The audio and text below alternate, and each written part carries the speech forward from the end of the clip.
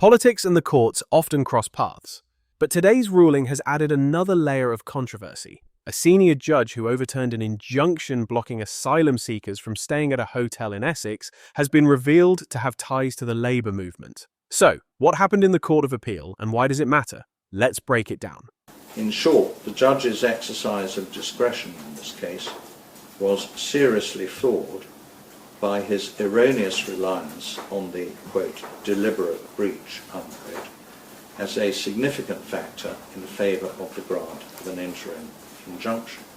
The temporary nature of the injunction. We emphasise here, as we did at the outset, that the issue for the judge in August was whether to grant a temporary injunction until the trial in October. The judge appears to have given very little weight to the desirability of preserving the status quo until that point. The risk of injustice to the residents of the hotel by being dispersed by 12th September, when the trial of the claim was to take place only some 6 weeks later, seems to have had oddly little resonance with the judge. In all of the circumstances, we consider on these issues that the judge's approach to the balance of convenience exercise was seriously flawed in principle. The exercise of his discretion can therefore be reviewed on appeal.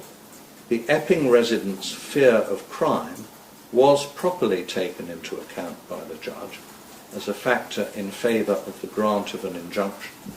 He described it as being of limited weight.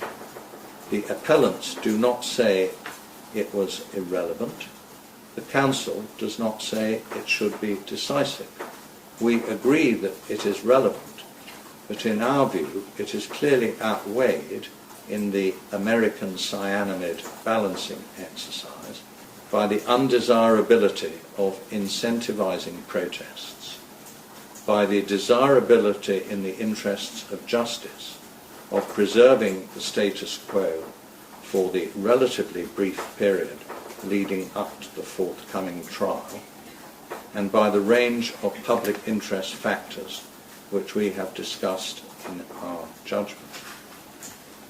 Therefore, we grant permission to appeal, both to Somani and to the Home Secretary, against the grant of the interim injunction. We allow the appeals, and we set aside the injunction imposed on 19 August 2025. The case management directions given by the judge can remain in force, subject to any amendment necessitated by the joinder of the Home Secretary as an intervener.